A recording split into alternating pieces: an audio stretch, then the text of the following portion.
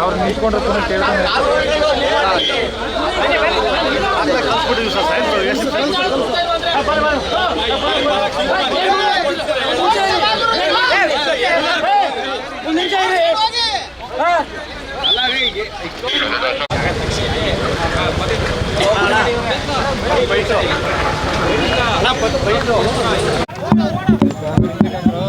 ಆಯ್ತಾ? Okay sir, okay sir, okay. ಸರ್ಕಲ್ಗೂ ಕೂಡ ಯಾರು ಬರ್ತಾರೆ,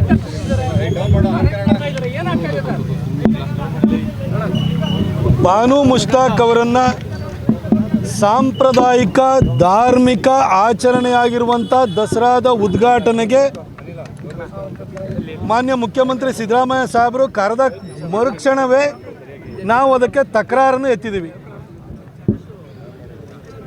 ಕನ್ನಡವನ್ನು ಭುವನೇಶ್ವರಿ ತಾಯಿಯಾಗಿ ಮಾಡಿರೋದ್ರ ಬಗ್ಗೆ, ಅರಿಶಿಣ ಕುಂಕುಮದ ಬಗ್ಗೆ ಬಾನು ಮುಷ್ತಾಕ್ ಅವರು ತಕರಾರನ್ನು ಹೊಂದಿದ್ದಾರೆ. ಅದನ್ನು ಸಹಿಸಿಕೊಳ್ಳುವಂತಹ ಸಹೃದಯತೆ ಆಕೆಯಲ್ಲಿಲ್ಲ.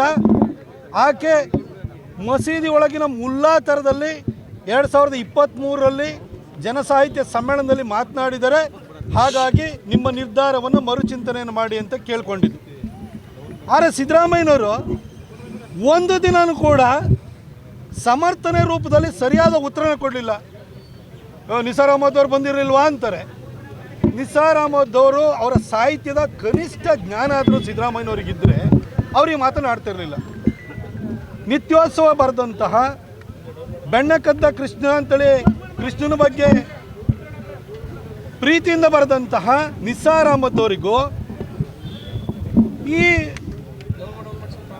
ಮಸೀದಿಯ ಮುಲ್ಲಾ ಥರ ಮಾತನಾಡುವಂತಹ ಬಾನು ಮುಷ್ತಾಕ್ಗೂ ವ್ಯತ್ಯಾಸ ಗೊತ್ತಿಲ್ವ ಸಿದ್ದರಾಮಯ್ಯನವರೇ? ಇದೇನು ನಿಮ್ಮ ಸೆಕ್ಯುಲರ್ ಕಾರ್ಯಕ್ರಮ ಅಲ್ಲ, ಇದು ರಿಲಿಜಿಯಸ್ ಪ್ರೋಗ್ರಾಮ್ ಇದು. ಹಾಗಾಗಿ ನಾವು ಅದಕ್ಕೆ ವಿರೋಧವನ್ನು ವ್ಯಕ್ತಪಡಿಸಿದ್ದು. ಬಾನು ಮುಷ್ತಾಕ್ ಅವರು ಮಾಡುವಂಥ ಭಾಷಣದ ವಿಡಿಯೋನು ಕೂಡ ನಾವು ಹೊರಗೆ ಹಾಕಿ ಆಕೆಯ ನಿಜರೂಪವನ್ನು ಬಹಿರಂಗ ಮಾಡಿ ಆದ ನಂತರನೂ ಆಕೆ ಕನಿಷ್ಠ ಕನ್ನಡಿಗರ ಕ್ಷಮೆ ಕೇಳುವಂಥ ಕೆಲಸನೂ ಮಾಡಲಿಲ್ಲ. ಹಾಗಾಗಿ ನಾವು ಅದಕ್ಕೆ ವಿರೋಧಿಸ್ತಾ ಬಂದು ಈಗ ಕೋರ್ಟನ್ನು ಕೂಡ ಅಪ್ರೋಚ್ ಮಾಡಿದ್ದೀವಿ. ಹಾಗೆ ನಮ್ಮ ಹಿಂದೂ ಜಾಗರಣ ವೇದಿಕೆಯವರು ಚಾಮುಂಡಿ ಬೆಟ್ಟ ಚಲೋ ಅಂತೇಳಿ ಹೇಳಿ ಇವತ್ತು ಪಾದಯಾತ್ರೆಯನ್ನು ಹಮ್ಮಿಕೊಂಡಿದ್ರು. ಸಿದ್ದರಾಮಯ್ಯನವರ ಪಾದಯಾತ್ರೆಗೂ ಪ್ರಜಾತಾಂತ್ರಿಕವಾಗಿ ನಡೆಯುವಂಥ ಒಂದು ಪ್ರತಿಭಟನಾ ಪಾದಯಾತ್ರೆಗೂ ಕೂಡ ಅವಕಾಶವನ್ನು ಮಾಡಿಕೊಡ್ದಲೆ ಬಂದವ್ರನ್ನೆಲ್ಲ ಕುರುಬರಹಳ್ಳಿ ಸರ್ಕಲಲ್ಲೇ ಅರೆಸ್ಟ್ ಮಾಡಿ ಎಲ್ಲ ಕಡೆನೂ ನಮ್ಮ ಕಾರ್ಯಕರ್ತರನ್ನು ಒಂದು ರೀತಿಯಲ್ಲಿ ಅಟ್ಟಿಸ್ಕೊಂಡು ಹೋಗಿ ಅರೆಸ್ಟ್ ಮಾಡುವಂಥ ಕೆಲಸ ಇವತ್ತು ನಡೀತಾ ಇದೆ. ಇದು ಸಿದ್ದರಾಮಯ್ಯನವರು ತಾಲಿಬಾನಿ ಸರ್ಕಾರವನ್ನು ನಡೆಸ್ತಾ ಇದ್ದಾರೆ ಅನ್ನೋದ್ರ ಬಗ್ಗೆ ಯಾವುದೇ ಅನುಮಾನಗಳಿಲ್ಲ. ಜನಕ್ಕೂ ಕೂಡ ಮನವರಿಕೆ ಆಗೋಗಿದೆ. ಆದರೆ ನಾನು ಸಿದ್ದರಾಮಯ್ಯನವ್ರನ್ನ ಕೇಳ್ತೀನಿ, ಸರ್ ಇದೇ ನೀವು ವಿರೋಧ ಪಕ್ಷದ ನಾಯಕರಾಗಿ ಬಳ್ಳಾರಿಗೆ ಪಾದಯಾತ್ರೆ ಹೋಗಿದ್ರಲ್ಲ, ಅವತ್ತು BJP ಸರ್ಕಾರ ಅಧಿಕಾರದಲ್ಲಿತ್ತು. ಅವತ್ತು ನಾವು ಹಿಂಗೆ ನಡ್ಕೊಂಡಿದ್ವೋ ಸರ್? ನಿಮಗೆ ನೀವು ಊರೂರಲ್ಲೆಲ್ಲ ಅಹಿಂದ ಸಮ್ಮೇಳನಗಳನ್ನ ಮಾಡಿದ್ರಿ. ಆಗ ನಿಮಗೇನಾದರೂ ನಾವು ತಡೆಯೋಕ್ಕೆ ಬಂದಿದ್ವಾ? ನಿಮ್ಮ ಹೋರಾಟಗಳಿಗೇನಾದ್ರು ನಾವು ಅಡ್ಡಿಪಡಿಸಿದ್ವಾ? ನೀವೊಬ್ಬರು ಹೇಳಿ ಕೇಳಿ ಕಾನೂನು ಪದವೀಧರರಾಗಿ ಪ್ರಜಾತಂತ್ರದಲ್ಲಿ ಸಂವಿಧಾನ ನಮ್ಮೆಲ್ಲರಿಗೂ ಕೂಡ ಹಕ್ಕನ್ನು ಅವಕಾಶವನ್ನು ಕೊಟ್ಟಿದ್ದೀವಿ. ಆ ನಮ್ಮ ಹಕ್ಕನ್ನು ಅವಕಾಶವನ್ನು ಕಿತ್ಕೊಳ್ಳೋಕೆ ಹೋಗ್ತಾ ಇದ್ದೀರಲ್ಲ. ಅದ್ರ ಜೊತೆಗೆ ನೀವೊಬ್ಬ ಕನ್ನಡಿಗನಾಗಿ ಕನ್ನಡದ ಬಗ್ಗೆ ಇಷ್ಟು ಅಸಡ್ಡೆಯ ಮಾತುಗಳನ್ನ ಆಡಿದ್ರಲ್ಲ, ಭುವನೇಶ್ವರಿ ತಾಯಿ ಬಗ್ಗೆ ಅಸಡ್ಡೆ ಮಾತಾಡಿದ್ರಲ್ಲ, ನೀವೇ ಅಧಿಕೃತ ಸುತ್ತೋಲೆ ಮುಖಾಂತರವಾಗಿ ಒಪ್ಪಿಕೊಂಡಿರುವಂಥ ಅರಿಶಿನ ಕುಂಕುಮ ಕಲರಿನ ಬಾವುಟದ ಬಗ್ಗೆ ಬಾನು ಮುಷ್ತಾಕ್ ಕೆಟ್ಟದಾಗಿ ಮಾತಾಡಿದ್ರಲ್ಲ, ಆ ಒಮ್ಮಂಗೆ ಒಂದು ಸರಿ ಕರೆದು ಬುದ್ಧಿ ಆದರೂ ಹೇಳಿಬಿಟ್ಟು ಕ್ಷಮೆಯಾಚನೆ ಮಾಡಿದ್ದಿದ್ರೆ ಇವತ್ತು ಈ ಪ್ರೊಟೆಸ್ಟನ್ನು ನಾವು ಹಮ್ಮಿಕೊಳ್ತಾ ಇರಲಿಲ್ಲ. ನಾವು ಕೈ ಬಿಡ್ತಾ ಇದ್ದು. ಕನಿಷ್ಠ ಈಗಲಾದರೂ ಬುದ್ಧಿ ಬಂದಿದೆ ಅಂತ ಸುಮ್ಮನೆ ಆಗ್ತಾಯಿದ್ದು. ಅವಮ್ಮ ಇವತ್ತೂ ಕೂಡ ತನ್ನ ನಿಲುವಿಗೆ ಭದ್ರಾಗೇ ಇದ್ದಾರೆ.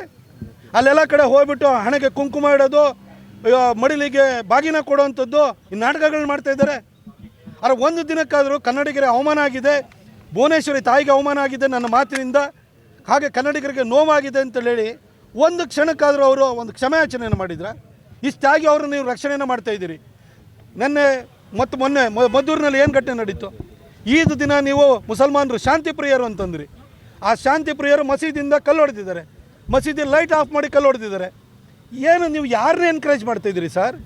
ಕಾನೂನು ಸುವ್ಯವಸ್ಥೆನ ಹಾಳು ಮಾಡೋವಂಥವ್ರನ್ನ ಕರ್ನಾಟಕದ ನೆಲಕ್ಕೆ, ಭುವನೇಶ್ವರಿ ತಾಯಿಗೆ, ಕನ್ನಡ ಬಾವುಟಕ್ಕೆ ಅವಮಾನ ಮಾಡೋರನ್ನ ತಗೊಬಂದು ಮಣೆ ಹಾಕಿ ನೀವು ಕೂರಿಸ್ಕೊಳ್ತಿದ್ರಲ್ಲ. ನಿಮ್ಮ ಮನೆಯಲ್ಲಿ ನಿಮ್ದು ಯಾವ್ದಾದ್ರು ಮದುವೆ ಕಾರ್ಯಕ್ರಮ ಇತ್ತು ಅಂತಂದರೆ, ನಿಮ್ಮ ಮಗನ ಮದುವೆ ಆಗಿದ್ದರೆ ಕರ್ಕೊಂಬಂದು ನೀವು ಬಾನು ಮುಷ್ತಾಕ್ ಅವರಿಗೆ ನೀವು ಅಲ್ಲಿ ತಾಂಬೂಲ ಕೊಡಿ ನೀವು. ಆದರೆ ಇದು ತಾಯಿ ಚಾಮುಂಡೇಶ್ವರಿಯ ಆರಾಧನಾ ಕಾರ್ಯಕ್ರಮ. ಇದು 9 ದಿನಗಳು ಕೂಡ ಪೂಜೆ ಪುನಸ್ಕಾರಗಳು ಭಕ್ತಿ ಭಾವದಿಂದ ಶ್ರದ್ಧೆಯಿಂದ ನಡೀತವೆ. ಅದಕ್ಕೆ ಭುವನೇಶ್ವರಿ ತಾಯಿ ಬಗ್ಗೆನ ಅಪದ್ಯ ಭಾವನೆಯನ್ನು ಇಟ್ಕೊಂಡಿರುವಂಥ ಬಾನು ಮುಷ್ತಾಕ್ ಅವ್ರನ್ನ ಯಾಕೆ ಸರ್ ಕರೆಸ್ತೀರಿ? ಅದಕ್ಕೆ ವಿರೋಧ ವ್ಯಕ್ತಪಡಿಸೋಕೆ ಹೋದರೆ ಇಲ್ಲಿ ಅರೆಸ್ಟ್ ಮಾಡೋಕ್ಕೆ ಬರ್ತೀರಿ ನೀವು. ಏನು ಸರ್ ನೀವು ಇನ್ನು 7.5 ವರ್ಷ ಆಯಿತು ನೀವು ಮುಖ್ಯಮಂತ್ರಿಯಾಗಿ. ನೀವು ನೆನಪು ಮಾಡ್ಕೊಳ್ಳೋಂಥ ಯಾವ ಕೆಲಸ ಮಾಡಿಲ್ಲ. ನಿಮ್ಮ ನೆನಪು ಏನಂತಂದರೆ, ಮೊದಲನೇ ಟರ್ಮಲ್ಲಿ ಸಭೆ ಸಮಾರಂಭದಲ್ಲಿ ನಿದ್ದೆಗೆ ಜಾರುತ್ತಿದ್ರಿ. 2ನೇ ಟರ್ಮ್ ಒಳಗಡೆ ಅಲ್ಲಿ ಡಿ ಕೆ ಶಿವಕುಮಾರ್ ಅವ್ರನ್ನ ಕಟ್ ಮಾಡೋದು, ಇವರಿಂದ ಹೇಳಿಕೆ ಕೊಡಿಸೋವಂಥದ್ದು, ಹಿಂದೂ ವಿರೋಧಿ ಕೆಲಸವನ್ನು ಮಾಡೋವಂಥದ್ದು, ಇದನ್ನು ಮಾಡ್ತಾಯಿದ್ದೀರಿ ನೀವು. ನಿಮ್ಮ ಮೊದಲನೇ ಟರ್ಮಲ್ಲೂ ಕೂಡ ಅಧಿಕಾರಿಗಳಿಗೂ ಕೂಡ ಇದು ಅಲ್ಲಿ ರಕ್ಷಣೆ ಇರಲಿಲ್ಲ. ಇಲ್ಲೇ ಮೈಸೂರಿನಲ್ಲೇ DC ಶಿಖಾ ಅವರಿಗೆ ನಿಮ್ಮ ಶಿಷ್ಯನ ಕೈಯಲ್ಲಿ ಬಯಸಿದ್ರಿ. ರಶ್ಮಿ ಮಹೇಶ್ ಅವ್ರ ಮೇಲೆ ದಾಳಿ ಆಯಿತು. MK ಗಣಪತಿ ಹತ್ಯೆ ಆಯಿತು. ಅನುಮಾನಾಸ್ಪದವಾಗಿ DK ರವಿ ಅವರು ತೀರ್ಕೊಂಡ್ರು. ಡ್ರ್ಯಾಗರ್ನಲ್ಲಿ ಚುಚ್ಚಿ PSI ಜಗದೀಶ್ ಅವ್ರನ್ನ ಸಾಯಿಸಿದರು. ಮಲ್ಲಿಕಾರ್ಜುನ್ ಬಂಡೆ ಅವ್ರನ್ನ ಹತ್ಯೆ ಮಾಡಿದರು. ಪೊಲೀಸ್ ಕಾನ್ಸ್ಟೇಬಲ್ಲು ದನಗಳಿಗೆ ಶೂಟ್ ಮಾಡಿದರೆ ಅವನ್ನ ಸಸ್ಪೆಂಡ್ ಮಾಡುವಂಥ ಕೆಲಸವನ್ನು ಮಾಡಿದ್ರಿ. ಈ ಟರ್ಮಲ್ಲಿ ಬಂದರೆ UAPA ಕೇಸ್ಗಳನ್ನು ವಾಪಸ್ಸು, ಹುಬ್ಬಳ್ಳಿ ಕೇಸನ್ನು ವಾಪಸ್ ತೊಗೊಂಡ್ರಿ. DJ ಹಳ್ಳಿ ಮತ್ತು KJ ಹಳ್ಳಿ ಪ್ರಕರಣಗಳನ್ನು ವಾಪಸ್ ತೊಗೊಳ್ರಿ. ವಫ್ ಹೆಸರಿನಲ್ಲಿ ನಮ್ಮ ರೈತರದ್ದು ಹಿಂದೂಗಳ ಭೂಮಿ ಕಬಳಿಸ್ಲಿಕ್ಕೆ ನೋಡಿದರೆ ಈಗ ಬಾನು ಮುಷ್ತಾಕ್ ಕರೆದಿದ್ದೀರಿ. ಏನು ಸರ್ ಮಾಡ್ತಾಯಿದ್ದೀರಿ ನೀವು? ಏನು ಕರ್ನಾಟಕದ ಪಾಲಿಗೆ ನೀವೇನಾದ್ರೂ ನೀವು ಗಜ್ನಿ ಮೊಹಮ್ಮದ್ದು ಗೋರಿ ಮೊಹಮ್ಮದ್ ಹಾಕಿ ಅಂತ ಹೊಟ್ಟಿದ್ದೀರಾ ನೀವು? ಇದು ಸ್ಪಷ್ಟವಾಗಿ ಅವರ ನಡೆಯಿಂದ ನಮಗೆ ಗೊತ್ತಾಗ್ತಾ ಇದೆ.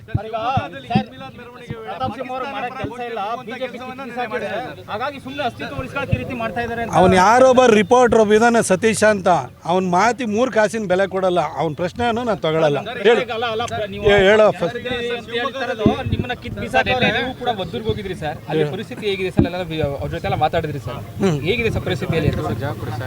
ಮದ್ದೂರಿನಲ್ಲಿ ನಿನ್ನೆ ನಮ್ಮ ಪೊಲೀಸರು ಅಲ್ಲಿ ಬೆಳಗಿನ ಜಾವ 3 ಗಂಟೆವರೆಗೂ ಕೂಡ ಕಾರ್ಯಪ್ರವೃತ್ತರಾಗಿ ಸುಮಾರು 21 ಜನರನ್ನು ಅರೆಸ್ಟ್ ಮಾಡಿದ್ದಾರೆ.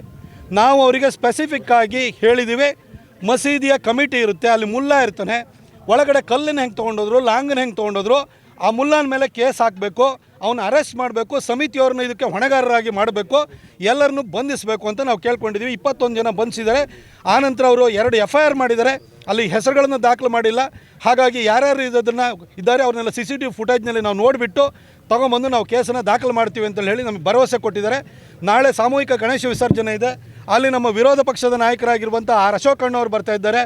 ಹಾಗೆಯೇ ನಮ್ಮ ವಿಜೇಂದ್ರ ಅವರು ಬರ್ತಾ ಇದ್ದಾರೆ. ನಮ್ಮ JDSನ ಎಲ್ಲ ಮುಖಂಡರು ಬರ್ತಾ ಇದ್ದಾರೆ. ನಿಖಿಲ್ ಕುಮಾರಸ್ವಾಮಿ ಅವರು ಬರ್ತಾ ಇದ್ದಾರೆ. ಸ್ಥಳೀಯ ನಾಯಕರುಗಳಲ್ಲಿ DC ತಮ್ಮಣ್ಣವ್ರು ಬರ್ತಾ ಇದ್ದಾರೆ. ನಾವು ಅಲ್ಲಿ ಬಂದಾಗ ಏನು ಮಾಡಿದಿರಿ ಅಂತ ನಾವು ಕೇಳ್ತೀವಿ. ಪೊಲೀಸ್ ಇಲಾಖೆಯು ಕೂಡ ಕೆಲಸವನ್ನು ಮಾಡ್ತಾ ಇದ್ದಾರೆ. ಅವರಿಗೊಂದಷ್ಟು ಕಾಲಾವಕಾಶವನ್ನು ಕೊಡಬೇಕು. ಅದಕ್ಕೋಸ್ಕರ ನಾಳೆ ಹೋಗಿ ಅವ್ರ ಹತ್ರ ಏನೇನು ಪ್ರೋಗ್ರೆಸ್ ಆಗಿದೆ ಅನ್ನೋದನ್ನು ನಾವು ಕೇಳ್ಕೊಳ್ತೀವಿ. ಆದರೆ ಮುಂದೆ ಈ ಥರ ಘಟನೆಗಳು ಸಂಭವಿಸಬಾರ್ದು. ಯಾಕೆಂತಂದರೆ ಕಳೆದ ಸಿದ್ದರಾಮಯ್ಯನವರು ಅಧಿಕಾರಕ್ಕೆ ಬಂದಾದ ನಂತರ ಕೆರಗೋಡು ಪ್ರಕರಣ ಸಂಭವಿಸಿತು. ಕಳೆದ ವರ್ಷ ನಾಗಮಂಗಲದಲ್ಲಿ ಕಲ್ಲು ಬಿಸಾಡಿದ್ರು. ಗಣೇಶನ್ನೇ ಒಂದು ರೀತಿ ಅರೆಸ್ಟ್ ಮಾಡಿ ತಗೊಂಡು ಹೋಗಂಗಾಯಿತು. ಈ ಸರಿ ಮದ್ದೂರಿನಲ್ಲಾಗಿದೆ. ಶಾಂತಿಗೆ ಹೆಸರಾಗಿದ್ದಂಥ ಮಂಡ್ಯದಲ್ಲಿ ಇವತ್ತು ಅಶಾಂತಿಯ ವಾತಾವರಣ ಸಿದ್ದರಾಮಯ್ಯನವರ ಆಡಳಿತದಲ್ಲಿ ಇವತ್ತು ನೆಲೆಯೂರಿದೆ. ಇದು ಇನ್ನೂ ಕೂಡ ಸ್ಪ್ರೆಡ್ ಆಗ್ತಾಯಿದೆ, ಇಡೀ ರಾಜ್ಯಕ್ಕೆ ಸ್ಪ್ರೆಡ್ ಆಗ್ತಾಯಿದೆ. ಹಾಗಾಗಿಯೇ ನಾಳೆ ನಮ್ಮ ಇಡೀ ನಾಯಕರುಗಳು ಬಂದು ಹಿಂದೂ ಸಮಾಜ ಜೊತೆ ನಾವು ಇದ್ದೀವಿ ಅಂತ ಹೇಳಿ ಅವರಿಗೆ ಒಂದು ಆತ್ಮಸ್ಥೈರ್ಯವನ್ನು ತುಂಬೋದಕ್ಕೆ ಬರ್ತಾ ಇದ್ದಾರೆ.